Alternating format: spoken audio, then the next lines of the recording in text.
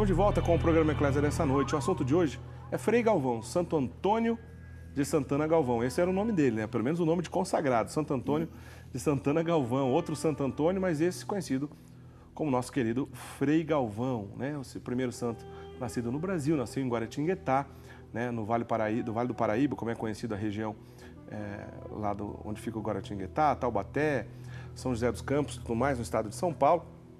E esse grande santo, olha só que interessante, já faz 10 anos, né, da canonização. Foi em 2007, na visita do Papa Bento XVI aqui no Brasil, no ano de 2007, foi lá que ele canonizou. Até inclusive tá as imagens aí, ó, na época da nossa transmissão. Olha só, imagens. A gente tem áudio também, diretor? A gente pode ouvir? Não tem? Foi provavelmente nesse momento que ele estava proclamando, né, santo, o nosso querido Frei Galvão. Bento XVI esteve no Brasil em 2007, professor do Padre Guido, né, lembrando, esteve aqui em 2007. Olha que bonito, ele estava usando aquele palio antigo, costume, provavelmente deve ser na bênção final isso. Tem áudio? Tem alguma coisa? Se tiver, põe pra gente. Ide em paz e que o Senhor sempre vos acompanhe. Graças a Deus! É o finalzinho da celebração, provavelmente, lá no Campo de Marte, né, que reuniu uma multidão, né, por volta de 800 mil pessoas, né, foi divulgado na época. Uma grande estrutura foi armada naquele momento, a Rede Século XXI transmitiu, há 10 anos atrás, né, foi no mês de maio, né, Padre Guido, maio de 2007. Olha o Papa usando aquele antigo palio que ele restaurou o uso, que é um pouco diferente do que a gente está acostumado, ali no paramento do Papa Bento XVI. E interessante que nessa oportunidade, há 10 anos atrás, né, a gente já tinha um comentarista bom naquela época, viu, diretor? Se você tiver pra gente uma imagem de um comentarista que estava trabalhando nessa época aí, há 10 anos atrás, tá lá, ó, 10 anos atrás, uma imagem recuperada ali, ó. Olha, só mudou o óculos, viu, Padre Guido? Oh, bom.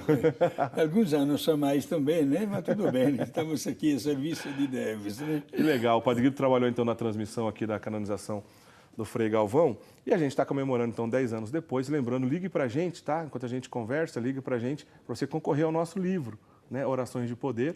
É o livro que tem inclusive a oração da novena do Frei Galvão, onde nós vamos sortear daqui a pouquinho no final do programa. Padre Guido, para entender um pouquinho, daqui a pouco a gente tem matéria, hein? Tem matéria legal relacionada a essa história do nosso personagem, já a gente vai mostrar, não sai daí.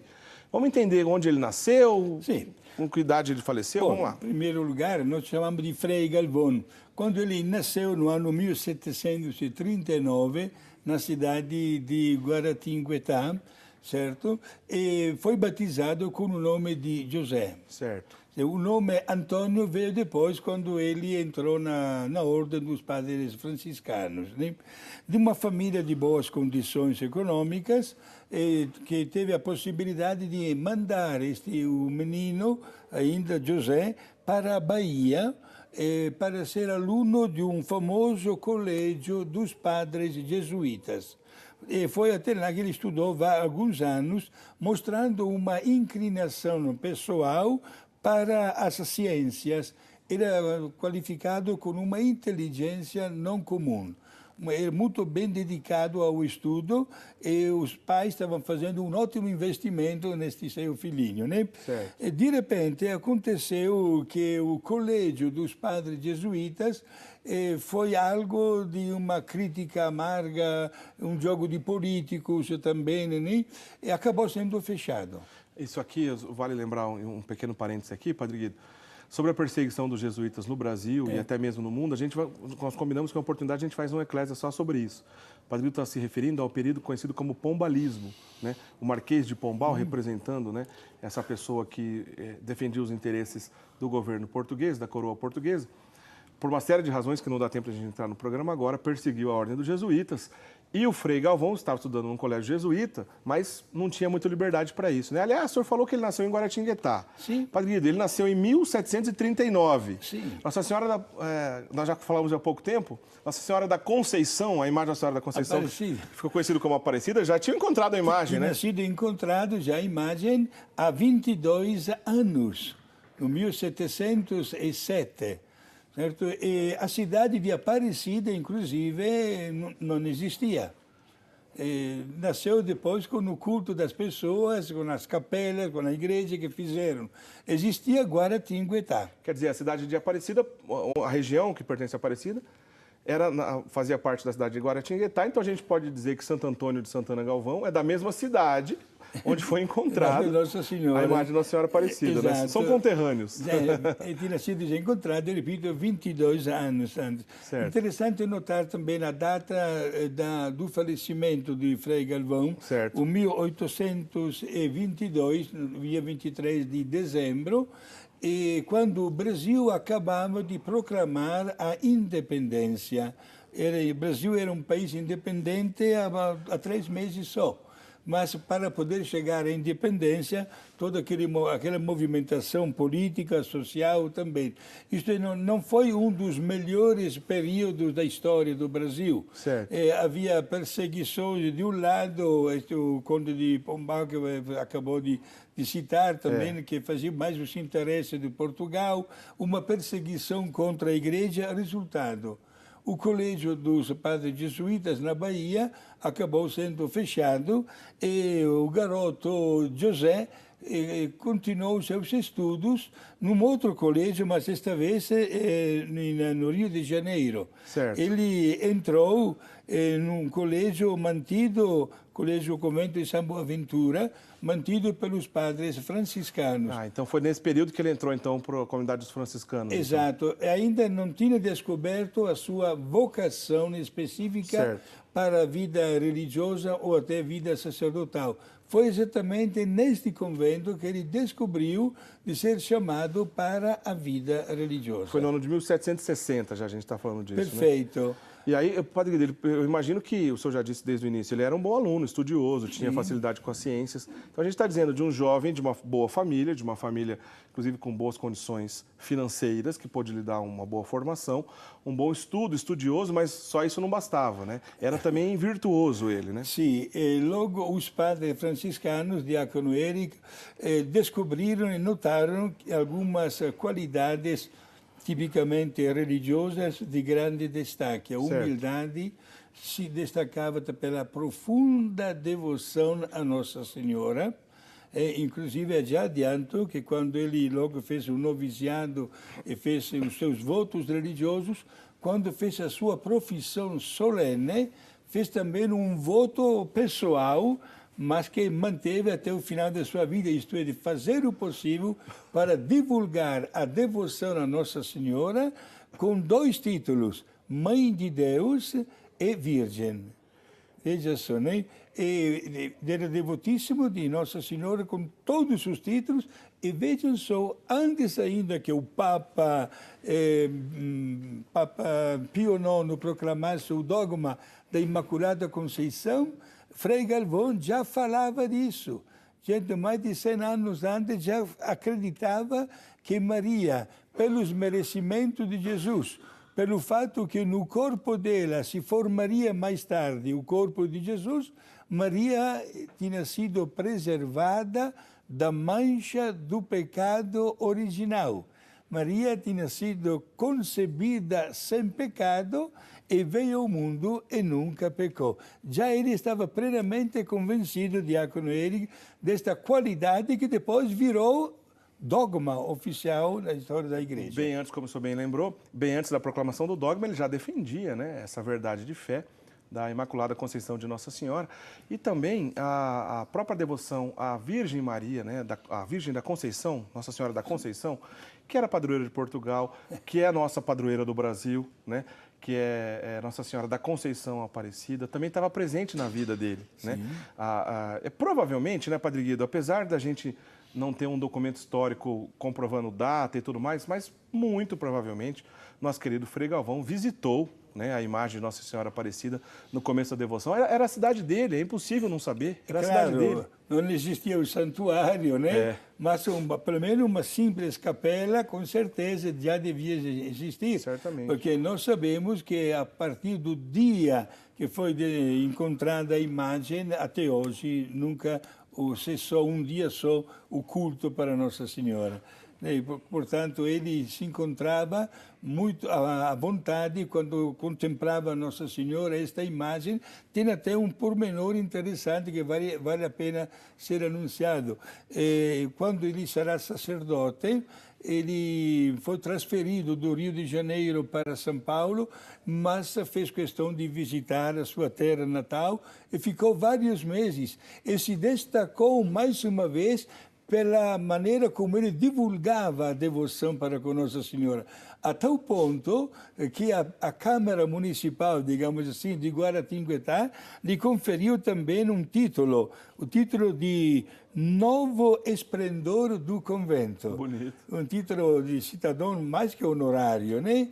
Novo Esplendor do Convento.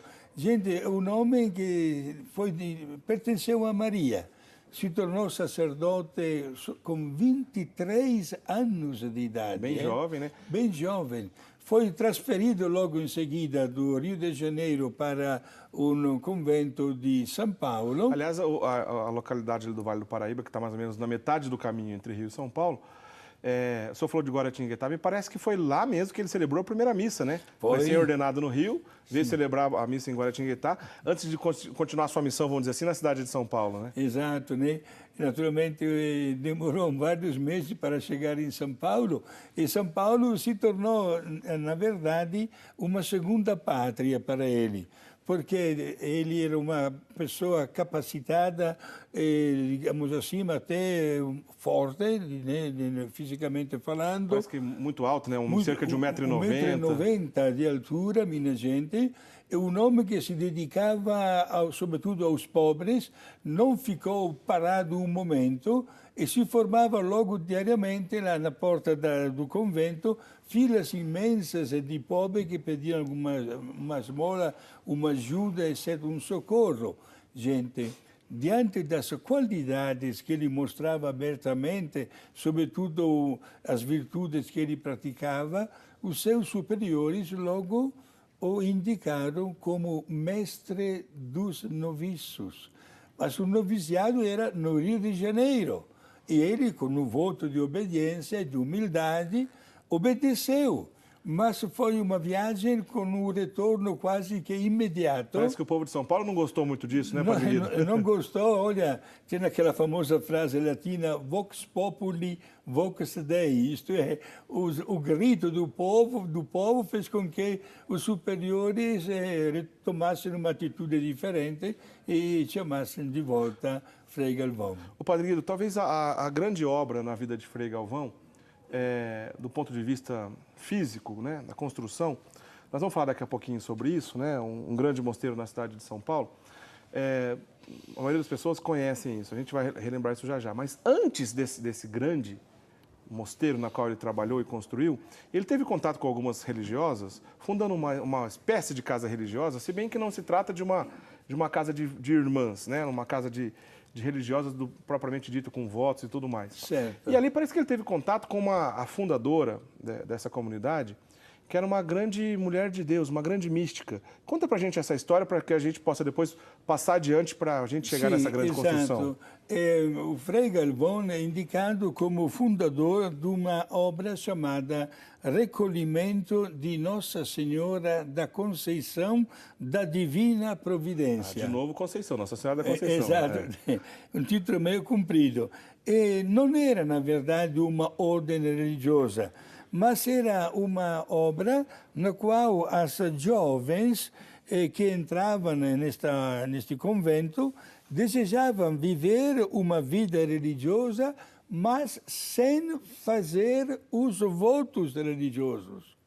Isto é, um estilo um pouquinho estranho, talvez, para nós, uma coisa desta no dia de hoje, né? Seria como uma consagração de leigos, mas os leigos também têm os votos pessoais, né? Era talvez mais como uma promessa, mais do que votos, né? Certo. E promessa de respeitar e de pôr em prática aqueles que são chamados de conselhos evangélicos, da pobreza, castidade e obediência, mas sem um vínculo específico com um voto, né? E essa religiosa, Padre Guido, que parece que teve contato místico com Nosso Senhor Jesus Cristo, inclusive revelações, levou isso até ele, que era uma espécie de superior. Ele era superior dessas senhoras que queriam esse tipo de consagração. E aí, Padre Guido, o que ele fez? Olha, ele deu toda a assistência religiosa, mas nunca esperava o que poderia ter acontecido e que de fato aconteceu. Isto é, esta, chamamos assim de Madre Superiora, esta mística, veio falecer de repente. E todos olharam para o Frei Galvão. E ele foi obrigado a, digamos assim, a ocupar aquele lugar também como o fundador e superior desta casa, digamos assim, de vida religiosa. Aí essa mística que foi a providência de Deus agindo na vida desse grande santo, Frei Galvão, é interessante, né, Padre Guido? Porque ela chegou a revelar ao querido Frei Galvão que ele tinha como vocação construir, né, uma nova missão, e essa construção seria algo grande, né? Então nós vamos fazer o seguinte, para a gente continuar falando do próximo passo na vida do Frei Galvão, nosso repórter Carlos Júnior, nosso colega aqui da Rede Século XXI, esteve num lugar muito interessante que tem tudo a ver com o que a gente está conversando. Vamos assistir então a primeira parte da matéria, daqui a pouquinho a gente comenta. Roda para a gente aí, diretor. Olá, pessoal do Eclésia, vocês com certeza querem saber onde nós estamos, né? Pois é, estamos aqui no Mosteiro da Luz, em São Paulo. Para quem conhece um pouquinho de São Paulo, fica aqui na Avenida Tiradentes, próximo à estação de metrô Tiradentes, aqui perto também do prédio da Rota. Pessoal, esse aqui é um patrimônio cultural da humanidade, o mosteiro é um patrimônio cultural da humanidade. E estamos aqui nesse mosteiro, que é onde se encontra o túmulo de São Frei Galvão, o primeiro santo nascido no Brasil e que é conhecido por seu poder de cura.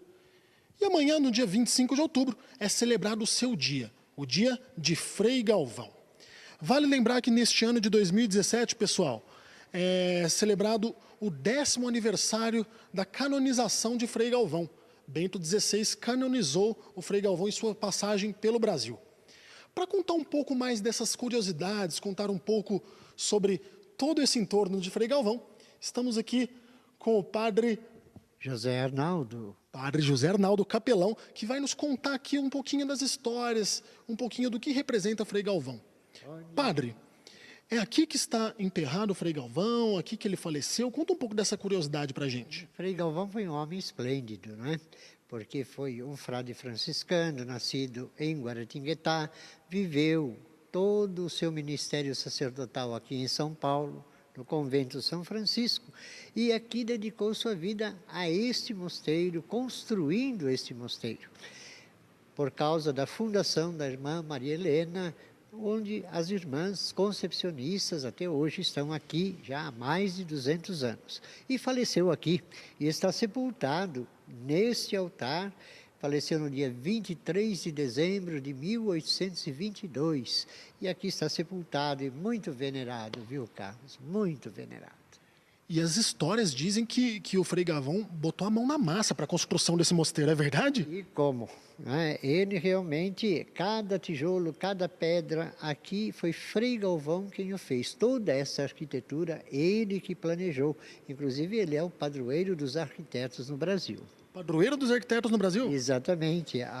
Os arquitetos o elevaram como patrono principal deles, né? E veja que beleza, não é? Portanto, Frei Galvão, um homem que pôs o pé no chão para a missão e a mão na massa para a construção, não só da igreja edifício, mas da igreja de São Paulo e do Brasil. É, pessoal, várias novidades que a gente não conhecia, tá vendo? Mas, ó, fiquem aí, que agora mesmo nós vamos contar também sobre outra parte da devoção de Frei Galvão. Agora mesmo eu te conto o que é. Legal, Carlos. Daqui a pouquinho a gente chama para a segunda parte da matéria, então, que tem mais coisa interessante. Olha só, então, o que a gente falava antes da matéria, a grande mística que acompanhou esse período da vida de Frei Galvão, justamente estava ajudando a entender a missão dele, que era a construção desse espaço, né, Padre Guido? A gente olhou, e como a gente ouviu na matéria, inclusive a gente ouviu o capelão explicar ali para a gente, Frei Galvão, Padre Guido, pôs a mão na massa mesmo. Foi ele que construiu o Mosteiro da Luz em São Paulo, né? Exato. Ele é considerado até hoje o padroeiro de todos os arquitetos, né? Porque, na verdade, trabalhou até manualmente para a construção, né, de obras grandiosas que até hoje existem. Teve 2 períodos, primeiro 14 anos de trabalho, depois no segundo período outros 14 anos de trabalho, para construir o que a gente ficou conhecido como o Mosteiro da Luz, que a gente está vendo imagens belíssimas aí no seu vídeo, né? A construção, a ideia, o projeto, os detalhes se devem à inteligência de Frei Galvão, como a gente disse agora há pouco, pôs a mão na massa. É claro que ele não construiu sozinho, mas ele liderou toda essa construção. Eu tenho certeza que muita gente lá em São Paulo passa nessa avenida, quem é de São Paulo, Avenida Tiradentes, né, continuação da Avenida 23 de Maio, quando vai para a Zona Norte de São Paulo, sentido Santana, passando pelo Campo de Marte. Aliás, foi no Campo de Marte onde foi canonizado o Frei Galvão, ou seja, onde está o túmulo dele, até a missa de canonização, são poucos metros, eu arriscaria talvez 2 ou 3 quilômetros no máximo. E o túmulo dele está lá, né, aberto à visitação.